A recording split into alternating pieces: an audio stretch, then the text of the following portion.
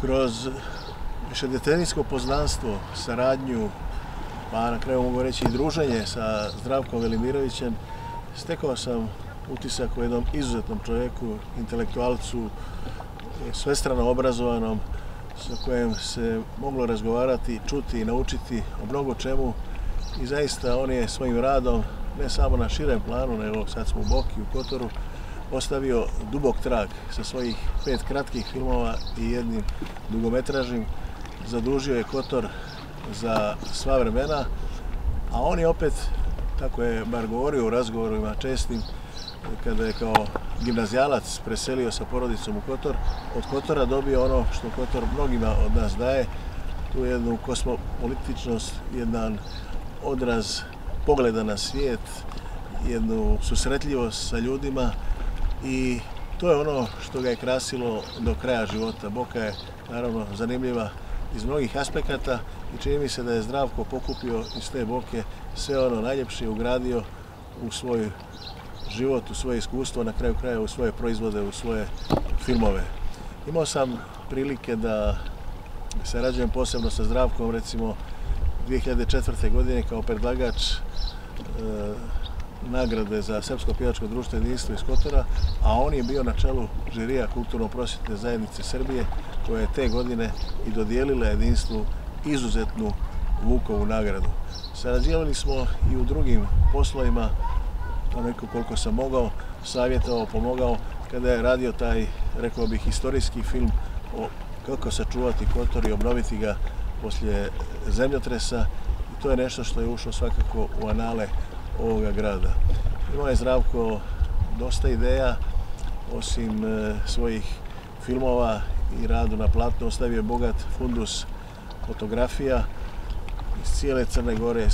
likova, ljudi, pejzaža, predjela, a komplet to je zavještao i poklonio Kotorskoj opštini, koja to naravno čuva i to s vremena na vrijeme izlaže u javnost, pošto su to fotografije od izuzetne vrijednosti. Zdravko Velimirović je bio omiljen u Kotoru i posljednjih godina sve češće je boravio u našoj sredini i savjetima pomagao da se naročito kulturne institucije usmjere na pravu stranu i da se afirmiše sve ono po čemu su Kotor i Boka zaista vrlo poznati. Bio ovdje omiljen, a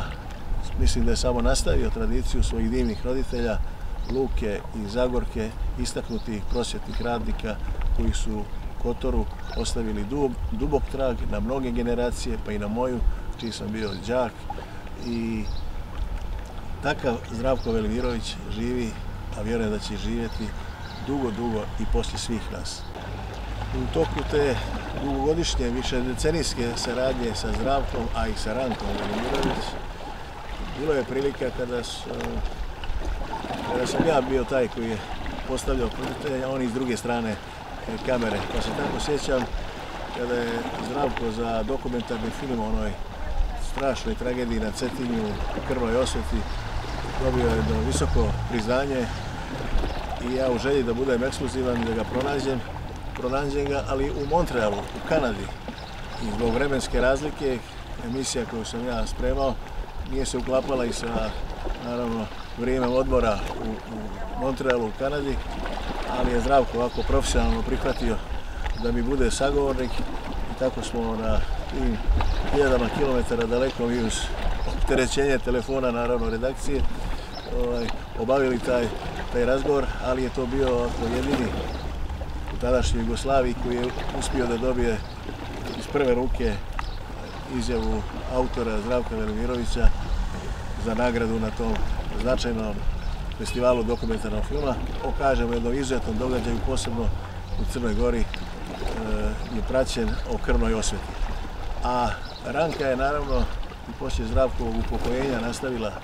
i svoj profesionalni rad i rad na očuvanju onih materijala koji nisu završeni do kraja njegovog života, pa smo i tu imali više prilike da sarađujemo, od promocije monografije, od raznih drugih akcija, ali posebno sam za 1000. jednu moju emisiju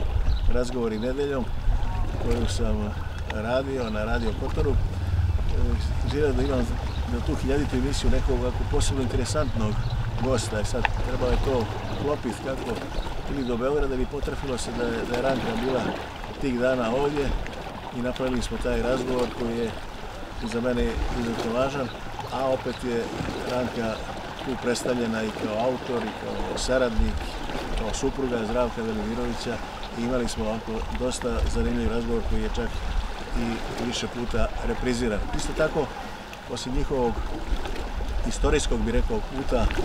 po zemljama gdje su se čuvale ove relikvije koje se sada čuvaju na Cetinju, imao sam zadovoljstvo zaista da za televiziju Crne Gore napravim razgovor sa Rankom i sa Zdravkom o tom putešestviju, o tim relikvijama koje su svjetskog značaja